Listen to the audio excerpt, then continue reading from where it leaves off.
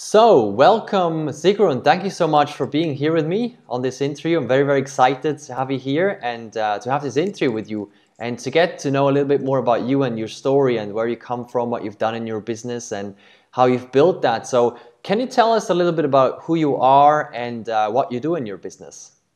Well, thank you for having me, first of all. I'm excited to be here. Uh, and what do I do? Yes, well, I do business coaching for solopreneurs, mostly women who want to take their business to the next level. That's like the summary. I have a tagline, turning your passion into profit, that seems to appeal more to women than men. Okay, okay, excellent. Good, good, good. So, can you tell us a little bit about what you've done before you started your own business? Just to tell a bit of the backstory there. Yeah, various things, a lot of different things. I originally studied architecture, and when I was finishing my studies, I realized after working a few summers in architecture offices that this was not so exciting. It was fun to study, but not to work. You were not doing so much design. You were actually, just making drawings for people. So the internet came at the same time, and I fell in love with the exciting possibilities of, just new code coming every day or, websites. So I moved over. I finished my studies in architecture, but my final thesis was actually a 3D multi-user campus that you could walk around in. And it was quite unique at the time. We didn't have forums or Facebook or anything to chat. And if you got stuck on something, there was a mailing list with 100 people. So there was this guy over in Seattle, 55-year-old. I would post a question, and the next morning he had answered me how I should do something. It was fun time, fun time. But 3D didn't take off. So I went more into websites, and I decided to get a computer science degree. And then I was starting to work in website companies and, became a CEO quickly. By surprise, almost. The company was sold where I was working, and it was a fairly small company, and I had been doing all project management, the sales calls and everything. So I thought, well, we don't need someone else to be the CEO. I could just be it myself. So I reached out to the people that bought the company, presented my business plan. I had luckily done an entrepreneurship course before that. I had no business degree, but I'd done an entrepreneurship course. So I knew what to prepare for those meetings, and they decided to take a bet on someone who had no experience, and it was fantastic. Okay, good. Yeah, Good, yeah, and good. then from there, I worked for this venture capitalist for a few years on turnarounds of small businesses in IT, mainly software, but also hardware. And the companies were then sold and merged, and I would always follow along. And after doing that for a while, suddenly I had owners that were not my cup of tea anymore. So I left them, and at that time I met my husband, who is half Swiss, half British.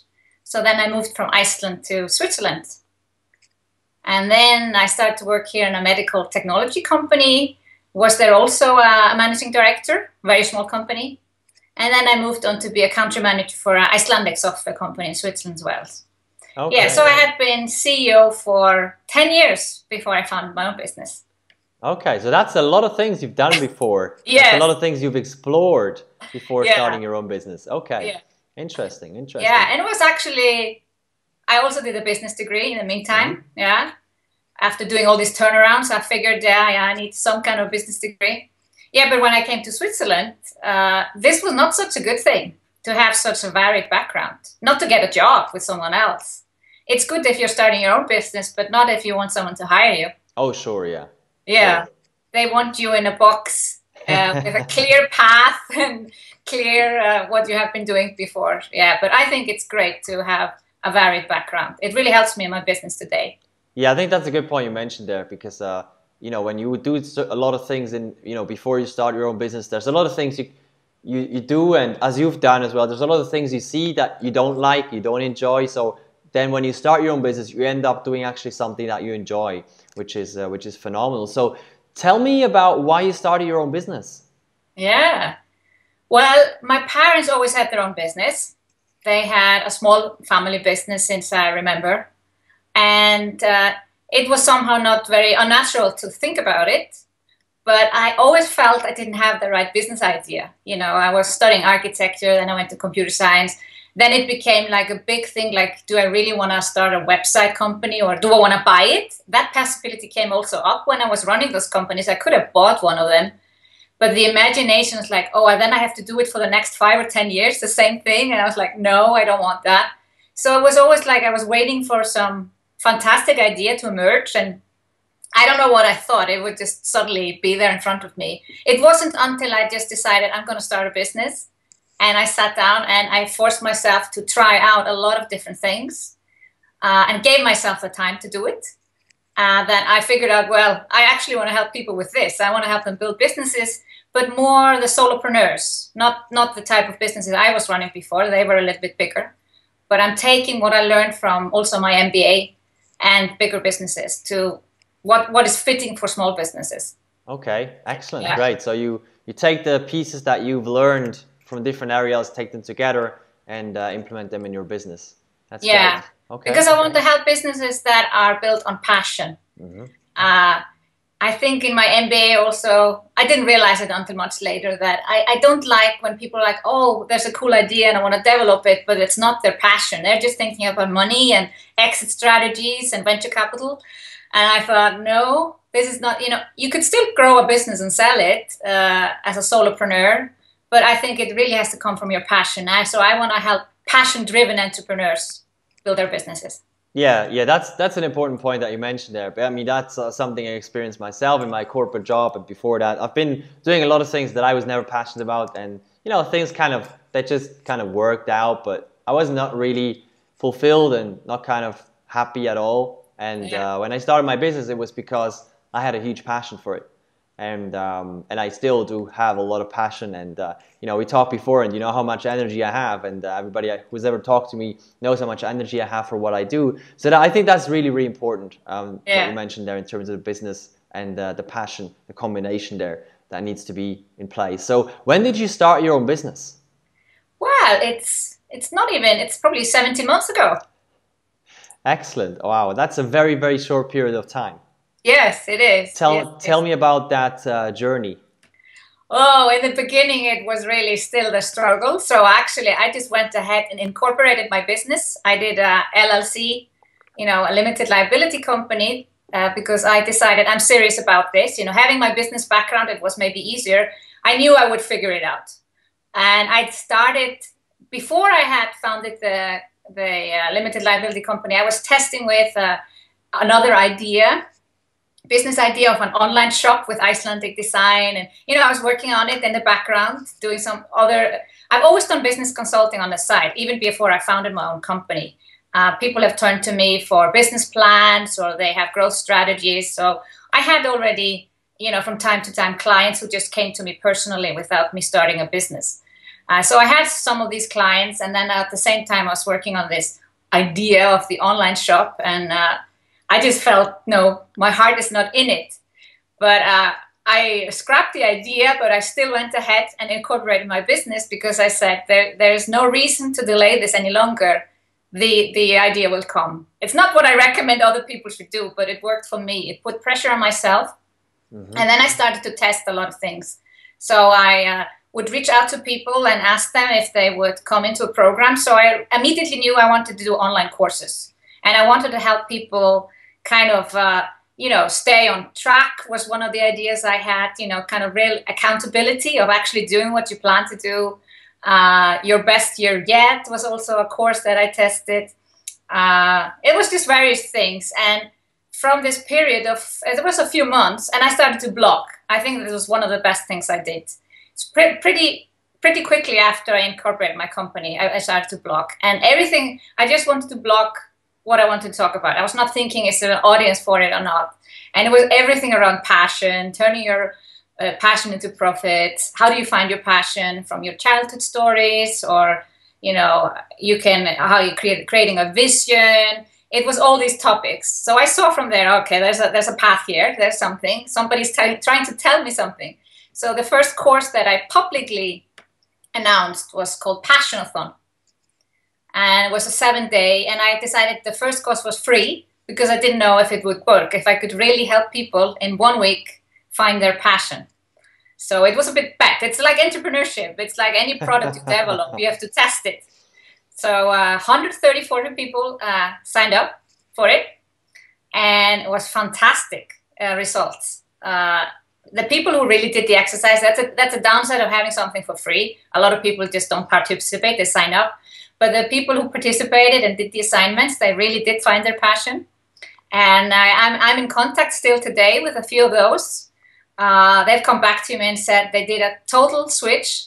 One example, for instance, was a woman from the US who had stopped working at IBM and wanted to work from home, have her be a solopreneur, and bought a website with light fixtures to sell some lights and lamps over the internet. And she came in with this idea into the course. And then I asked them to do a vision exercise and, think of everything you enjoy doing, various different, personal development exercises. She also said, oh, you're from Iceland. Oh, I'm into Icelandic horses. And then she flipped her idea over the vision exercise and also saw me being from Iceland being a little bit of a sign, that this is the right path. And today she has a business. It's called All About Horses, and she sells accessories for horse lovers. Awesome. And it's growing her business. So I have a few more examples, but this was the one that was closest to my heart because it just happened during this first free course. Okay. Yeah. Yeah, that's beautiful. Yeah. It's beautiful to see these results. Yeah. It's one of the, I believe it's one of the biggest paychecks for us, right? Yes. When we see those results and we get those emails with the results, it's just amazing. It's wonderful. Yeah. And I took an interview with her, just like we're doing right now, shortly afterwards. But now I feel I have to do it again because now actually she is, has revenue and income from this idea. And and then I took this course, the Passionathon, and changed it into a paid-for course. Mm-hmm. So that was like my first product, you could say. Okay, excellent. Yeah. Good. So when did you launch that program? It was that long ago. March it was only March year. This year. Yeah. Okay. It's really a short time. So I then also thought, okay, I think what a lot of people struggle with is how to get traction to their business, letting people know you exist.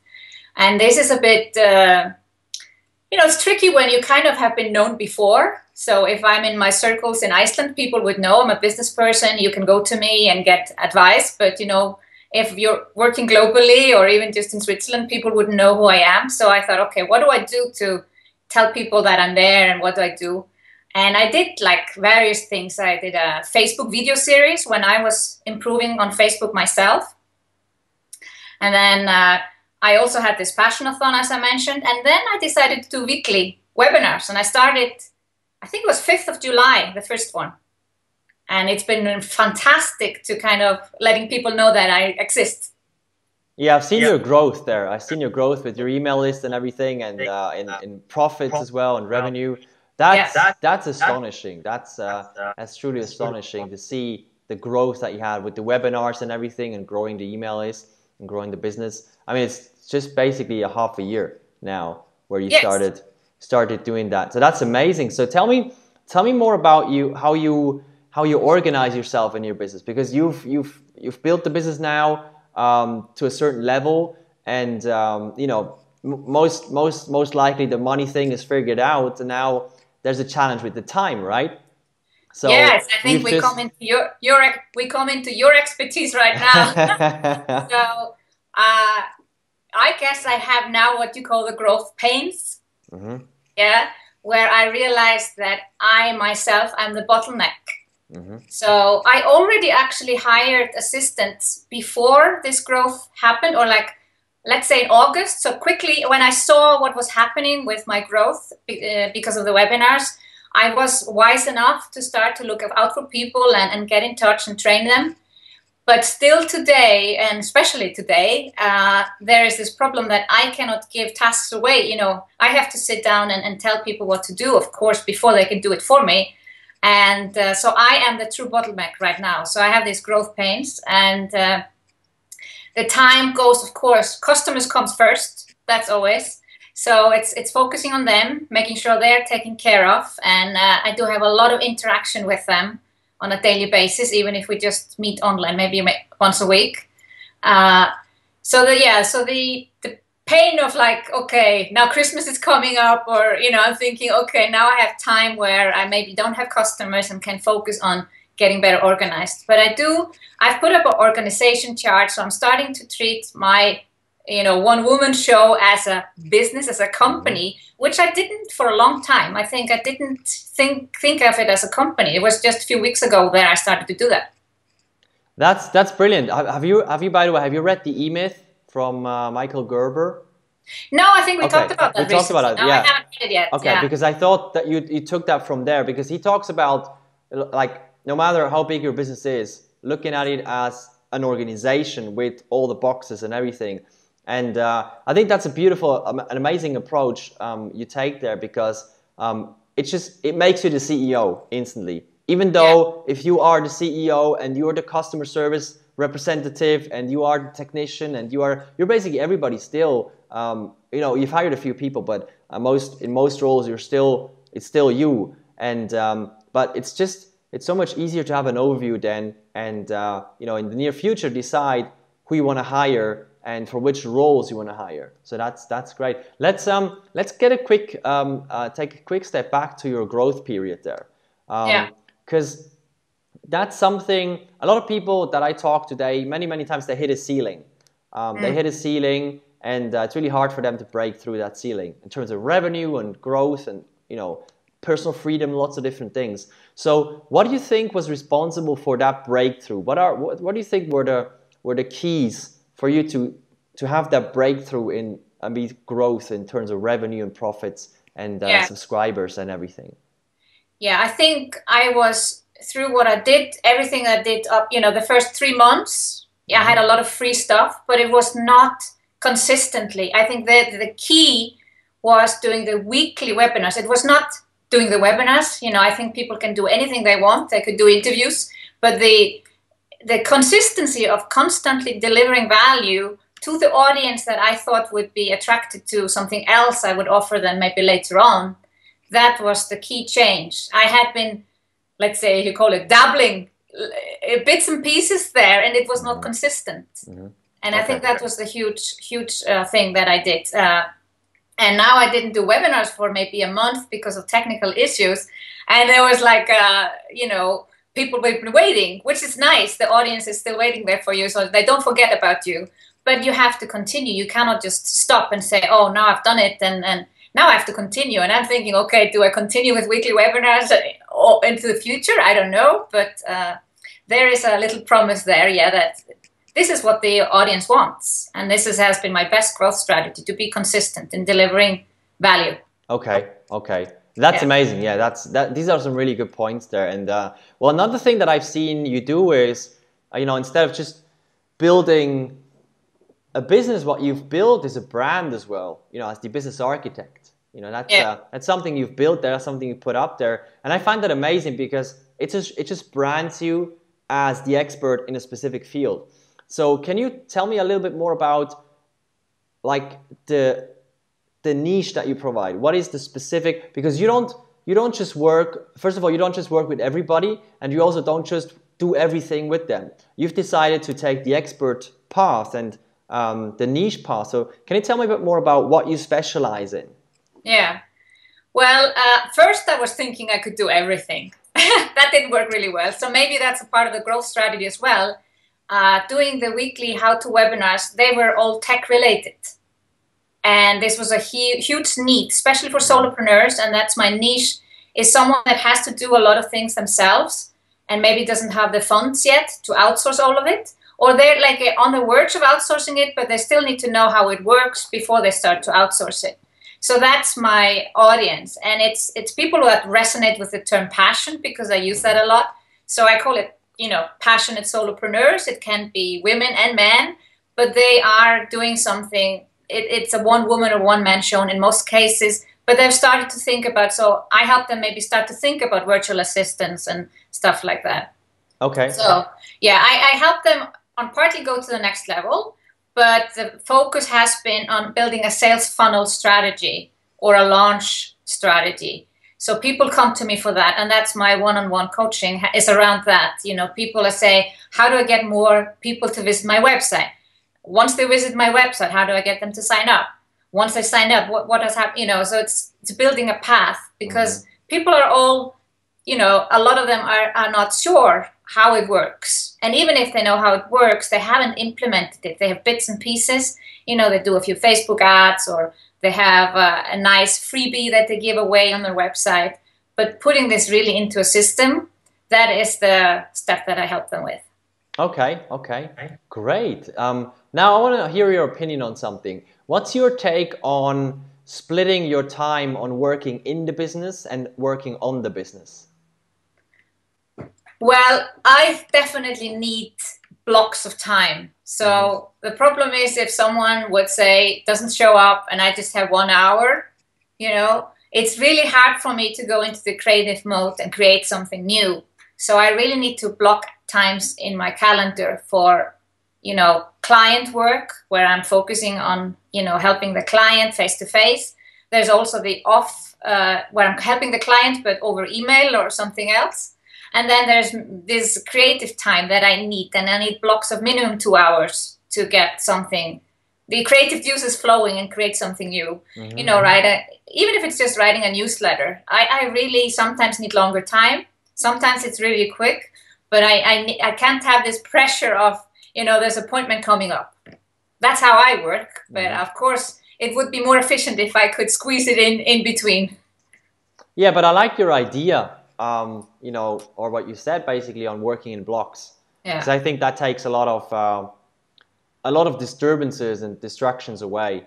Because if we can focus in blocks, many times people get a lot more productive and we can stay focused. And it's very hard, especially for us entrepreneurs, because we can do, you know, we can work all day long and all night, because there's no end to work, right? There's no I've done all the things that I could do. There's never an end.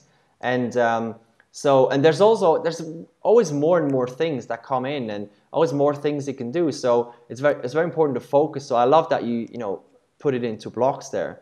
So what do you think are the 3 main things that got you from when you started your business to where you are today, to that level? Yeah, I got that question also recently, is that I think you hit this wall when you think everything you're doing might not be working. But that's exactly when you have to push through. So it's perseverance, you know, not giving up. And especially in the beginning, when people have to do a lot of stuff for free, you know, or build a community like I've also done, it feels like you are just, you know, working and working and working, and it's not getting the results that you hoped for. It doesn't happen so fast. But like I said, there's no overnight success. But when it happens, it feels a little bit like overnight success, because you have been working so hard before, and then it starts to hit. And there is some kind of a, you know, don't want to call it, but there's like a switch. Suddenly it starts to all fit. All starts to work out. Yeah, so perseverance, optimism. I've always been very optimistic. My mom always has thought I've been too optimistic my whole life, but I really believe in things working out. And if they don't work out, I will somehow see, like, is there a learning from this? Is there something I was meant to learn? Yeah. And the third thing is, I'm a lifelong learner. You know, I've already 4 master's degrees. I know that's way too much, but I love learning and reading books or doing courses. Although people have to be careful. There is this habit of doing courses that people sometimes fall into. You know, they get addicted to it. So you have to be careful around that when you're a lifelong learner, because we enjoy it so much to learn. But I think that's a part of knowing, you know, getting inspired. I get inspired when I do a course or read a book or have an interview. You know, I get inspired back for my business, and I say, how can I take some of this and improve my business or use it for my clients? Yeah. I think that's a very important thing that you mentioned, especially, I mean, the 3 keys were very important. And the last thing in terms of learning, what you added there, is especially for me as well important, because I'm a lifelong learner. One of my biggest strengths is, you know, the learning thing. Yeah. And but the good thing with me as well is I only learn something if I can implement it. You know, not everything, but business-wise, I only want to learn things that I can implement. And I know so many people who are, you know, and also clients that I work with who are stuck in courses. You know, I mean, there's a reason why there's millions of self-help books out there, not just one. Yeah. right? Or millions of courses on business growth and things like that, and not just one. Because people dive into a course and then, you know, they find the new one and think the grass is greener over there, so they dive into the next one, and you know, they just waste weeks and weeks and weeks. So that's a really good point there. So what do you think, or what do you feel has been the biggest challenge in your business from when you started until now? Yeah, it was finding my voice, I guess, or you know, when I started to the webinars, I was like, yes, I love this. And you know, I didn't start to do them. I was already 1 year in business. I wasn't publicly in business. You know, I've only been that since March this year. But I had my business had been in corporate for a whole year when I kind of hit on what I enjoyed doing and what resonated with the audience. So finding your, you could call it voice, or so it's not the same thing as the passion. I had found the passion before, but it was more like, how do I communicate with people? Yeah. And I had been doing my blog posts, and the funny thing, I haven't blogged in a very long time. But those are also coming up now. People are reading them. People are saying, oh, I love your blog post. And I'm thinking, and then I get bad, you know, bad conscious, like, oh, maybe I should write a few more, because the webinars, that people don't find that over Google. That's the downside of it. But I found a way that it really works for me very well. And that I had knowledge that I could communicate over this medium that is not so easily communicated over a blog post, you know, if you want to teach someone how to do something technically. Yeah, that's great. I mean, what I hear from you is basically there's 2 points. There's 2 sides to that. One of them is you found your personal voice, your personal brand, and the other way is kind of you found your medium or your channel to deliver things. Yeah. And you know, some people love doing videos, other people love writing, other people hate writing. Yeah. Other people, you know, they're scared to death to be in front of a video or things like that. But you know, I believe there's always a medium out there for everyone, no matter what you're best at. And it's great that you've consciously decided and said, I'm going to use this as my primary channel, and not just keep blogging because everybody says I should be blogging. Yeah. So I think that's very, very powerful, to just find the channel and the medium that you're strongest in, that you have a natural talent in, that you communicate best in. So that's great. Okay. Yeah. Good. So how did you get there? How did you overcome that? You know, finding your personal voice. You said it took a while, but how did you get there? Well, first I started with the blogging. I think that was really helpful to hone in on the passion piece, and I do love writing as well. With the webinars, I knew about them, and I think there was something like almost like an inner voice that said, "Oh, you have to try this." But it took me a few months to get there. And actually, I tried once, and it was a small disaster that I learned from. We all learn from our mistakes as well. So I set up a webinar. This was even back in March or so, February, March. And it was the topic, turning your passion into profits. And I decided not to do any big. I didn't know anything about Facebook ads back then, and just, you know, announced it. I had probably 30 people signed up for the webinar. And then, you know, an hour before, I want to test everything. And then Google crashed. And we're not talking about, you know, it was a whole thing. It was Gmail, everything. And 10 minutes before, I knew this was not up yet. But I realized I hadn't really figured out in my system, how do I reach the people? So I couldn't email all of them in time to say it's not happening. And so I learned from that, and I really make sure that the emails are in my own email system and not somewhere else as well. And to be able to reach out. So this has happened again, but then I was prepared and I was totally relaxed. And I was like, okay, I can email everybody. So I always open up my webinar software and everything an hour before. I just have it running. I don't start to broadcast, and check if everything's okay. Because this scared me. This was like,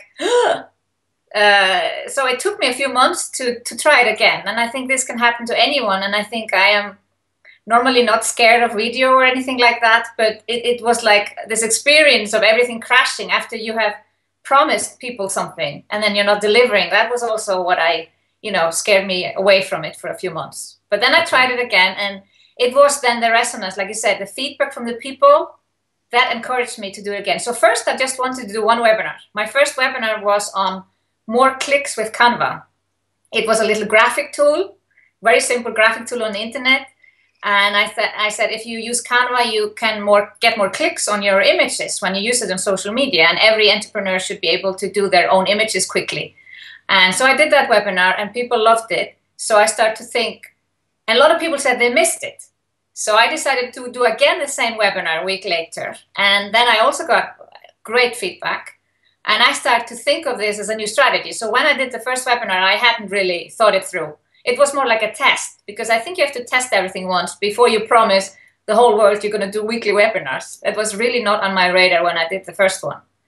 But I saw that by doing weekly webinars, I could grow my list with several hundred people per week. So I thought, this is a fantastic tool. And I saw from the audience that these were the people who wanted to help. It was the same people that I would potentially want as client in my mentoring piece of the business. That's powerful. Wow, that's amazing. Awesome. Now, you know, whenever I get an email from you, you say you're somewhere at a new place. You never seem to be at the same place every week. So tell me a bit about your traveling lifestyle, because you obviously built your business around your lifestyle, where you get to travel to a lot of places, and back home to Iceland and back forth to Switzerland. Tell me about that. Tell me about how do you organize your business around your lifestyle? Yeah, well, this was probably, I didn't mention it before, but probably main reasons starting a business to be location independent. Because I was moving back from Iceland, where I had lived a few years in between after studying in Germany and Switzerland, I realized that I really want to be able to go back as often as possible. So working for someone else was not very satisfactory. And so that was one of the reasons.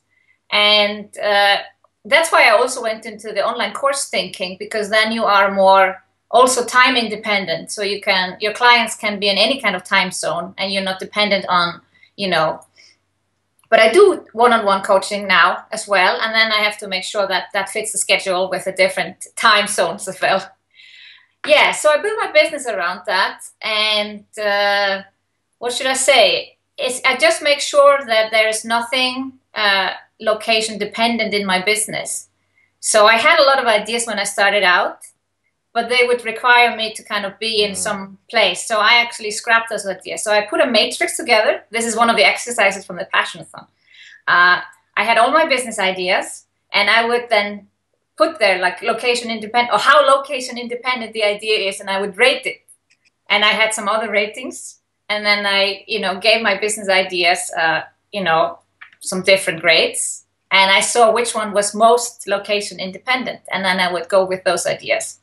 Okay. So yeah, that's what I did. That's great. That's amazing. Yeah, it's that's something really important you say there, because a lot of people that I know, or actually most people I know who are entrepreneurs, they want to be location independent, but then they make all these compromises. Because maybe in working with clients one-on-one, doing consulting face-to-face, they think is more profitable, or they think they can make more money, but then they compromise. The compromise is, based on their location, and they have to be, and it's not just the location, it's also, they have to be, some places, not just working from home, it's also about working somewhere in a company, or with people directly, which, for some people is great. Some people want to do that, which is fantastic. It just depends on whatever you want to build. But if people want to build a location independent business, many times what I see is that they compromise for other things that they probably didn't do the matrix with.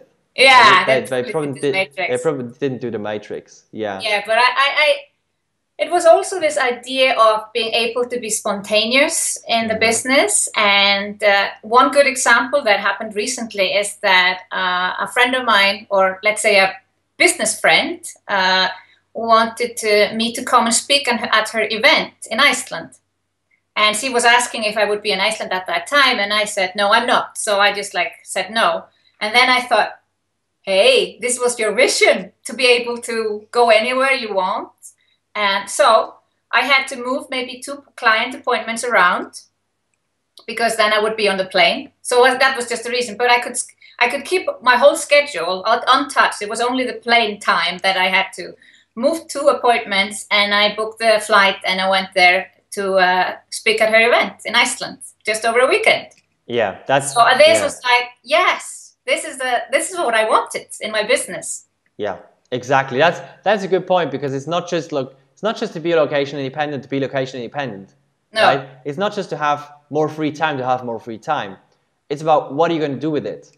Yeah. What are you going to do with the location independency? What are you going to do with the more time? That's a great point. So when you think about, if you could go back to day one of your business, yeah, what would you do differently leading up today to today, basically? Well, this touched probably both of our business. I would probably, if I could recommend anyone being in my position back then, is to hire a coach. Yeah. I didn't do that, and you know, I see myself as a business coach. I have 10 years experience of CEO, MBA, all of that. So it was almost like, why should I hire a coach? But looking back now, when I see how quickly a coach can help someone, it can make all the difference in their business. Yeah. So I think having that advice, having that knowledge today, this is what I do today. I do hire a coach today. And it's not that I think they will know so much more than me. In some cases, they don't even do that. It's more like having someone that has an outside view on your business and is able to maybe identify something that, you know, you kind of missed or you don't know what you should be doing. Yeah. Yeah. I think that's a really good point there when you say, you know, they don't necessarily know more than you in your business. They don't have to know more. They're a coach, you know. Yeah. It's more about, you know, they have their expertise and they have the coaching expertise. And many times, you know, the way I feel, maybe it's more now than, you know, when I started my business, but many times it's just about, I get the best ideas when I talk to somebody for an hour and the other person doesn't say anything and I'm just talking and talking. I get my best ideas from that, and I'm more than willing to pay people for that because I see the value in it. But you know, in the beginning when I started out, it's the same thing. You know, when I look back, I would do two things. I would hire a coach and I would surround myself with people who take me to the next level. Yes. And you know, it kind of goes in the same direction. It goes in the same direction, but I guess that's an added input, that having some kind of a mastermind. And it could be people that are not necessarily your friends. You just reach out to them and say, you know, can we have a regular call together or regular meetup? And you are the average of the 5 people you surround yourself with. So true. So true. So, and if you don't feel that you're with the right people, then look for them. Yeah. That's brilliant. Okay, awesome. So where can people find you? On Sigrun.com. Okay, excellent, excellent. So I'm gonna have the link below this video. Yeah. So people can get in contact with you and connect with you. So thank you very much for doing this interview. It was phenomenal to talk to you and hear your story. And I hope I can have you another time here and you know, do another talk on another topic. But that was fantastic. Thank you so much for doing that. Thank you so much for having me. Thank you very much. Take care.